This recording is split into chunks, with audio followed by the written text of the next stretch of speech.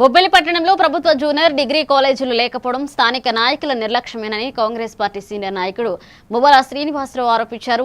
Private aided విద్యా సంస్థల ప్రయోజనాల కోసం ప్రభుత్వ కళాశాలల ఏర్పాటు అడ్డుకుంటున్నారని విమర్శించారు. పేద, బడుగు, బలహీన వర్గాల విద్యార్థులు అప్పులు చేసి ప్రైవేట్ కాలేజీలో చదవాల్సిన పరిస్థితి ఏర్పడిందన్నారు.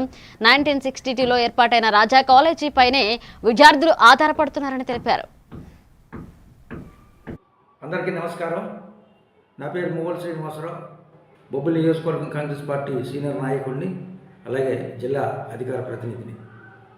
ఇవాళ బొబ్బిలి పట్టణంలో ప్రధాన సమస్య ప్రభుత్వ జూనియర్ కాలేజీ, డిగ్రీ కాలేజీ ఇప్పటి వరకు రాలేదు. మరి దీనికి ప్రధాన కారణం స్థానిక నాయకులే దీనికి సమాధానం చెప్పాలి. మరి ఈరోజు ఎయిడెడ్ కాలేజీ రాజా కాలేజీ ఒకటి ఉంది. అది కూడా మొన్న జగన్మోహన్ రెడ్డి వచ్చిన తర్వాత ఎయిడెడ్ కాలేజీలన్నీ రద్దు చేయడం జరిగింది.